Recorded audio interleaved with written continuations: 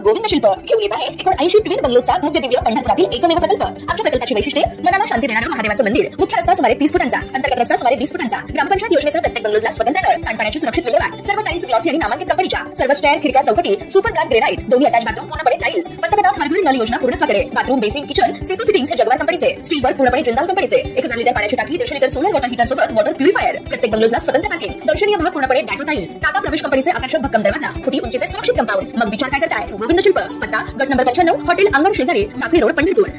सातारा जिल्ह्याच्या मलकापूर शहरात एक धक्कादायक घटना उघडकीस आली आहे।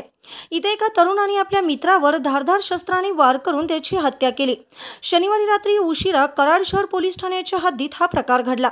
मागच्या आठवड्याभरात 2 हत्येच्या घटना घडल्याने शहरात कायदा आणि सुव्यवस्थेचा प्रश्न निर्माण झाला आहे।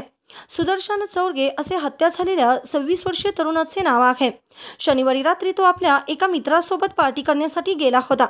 दोघांनी रिलॅक्स नावाच्या बारमध्ये मद्यपान केलं होतं। दारू पिल्यानंतर रात्री उशिरा दोघेही बारमधून बाहेर आले। बाहेर उभे राहून गप्पा मारत असताना दोघांमध्ये अचानक किरकोळ कारणातून वाद सुरू झाला।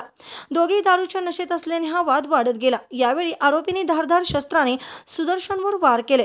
या हल्ल्यात गंभीर जखमी होऊन सुदर्शन जागीच कोसळला। यावेळी घटनास्थळी असलेल्या काही नागरिकांनी तातडीने सुदर्शनला उपचारासाठी जवळच्या रुग्णालयात दाखल केलं, पण त्याचा उपचारादरम्यान मृत्यू झाला। या घटनेची माहिती मिळताच कराड शहर पोलीस ठाण्याचं पथक घटनास्थळी दाखल झालं। त्यांनी आरोपी तरुणाला ताब्यात घेतलं असून त्यांचा वाद नक्की कोणत्या कारणातून झाला याचा शोध पोलीस घेत आहेत। कराड शहर पोलीस ठाण्याच्या हद्दीत एकाच आठवड्यात अशा प्रकारे 2 हत्या झाल्याने परिसरात खळबळ उडाली आहे। घटनेचा पुढील तपास पोलीस करीत आहेत।